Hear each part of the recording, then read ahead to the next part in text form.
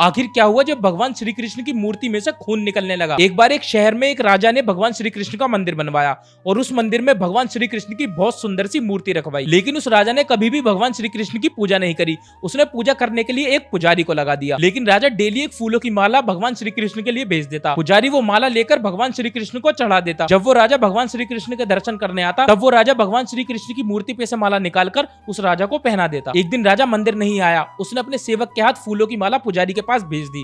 पुजारी ने वो माला श्री कृष्ण को चढ़ाकर बाद में वो माला खुद ही पहन ली। तभी थोड़ी देर बाद एक सेवक भागा भागा आता है और वो पुजारी से बोलता है कि महाराज आ रहे हैं। राजा के डर के कारण पुजारी ने वो माला उतारकर दोबारा भगवान श्री कृष्ण को चढ़ा दी। जैसे ही राजा मंदिर में आता है वो भगवान श्री कृष्ण की मूर्ति पर से माला उतारकर वो राजा को चढ़ा देता है। राजा जब अपने महल में जाता है तब वो देखता है उस माला के ऊपर सफेद बाल लगे हुए हैं। राजा समझ जाता है कि ये माला पुजारी ने खुद पहनी है। राजा पुजारी के पास जाता है और माला पर लगे हुए बाल के बारे में पूछता है। तब पुजारी बोलता है ये तो भगवान श्री कृष्ण का बाल है। तब राजा पुजारी से बोलता है मैं कल सुबह खुद मंदिर आऊंगा, तब आकर मैं भगवान श्री कृष्ण के बाल देखूंगा। और राजा पुजारी से ये भी बोलता है अगर ये बाल भगवान श्री कृष्ण की मूर्ति का नहीं हुआ तो मैं कल सुबह तुम्हें फांसी पर चढ़ा दूंगा। पुजारी ये बात सुनकर बहुत डर जाता है और वो भगवान श्री कृष्ण की मूर्ति के सामने जाकर रोने लगता है और वो बोलता है प्रभु मेरे से बहुत बड़ी गलती हो गई है, कृपया मेरे को आप इस मुसीबत से निकालो। अगले दिन जब राजा सुबह मंदिर आता है और भगवान श्री कृष्ण की मूर्ति देखता है, सिर्फ राजा ही नहीं खुद पुजारी भी हैरान हो जाता है क्योंकि मूर्ति पर सारे के सारे सफेद बाल थे। फिर राजा जैसे ही मूर्ति से एक सफेद बाल तोड़ता है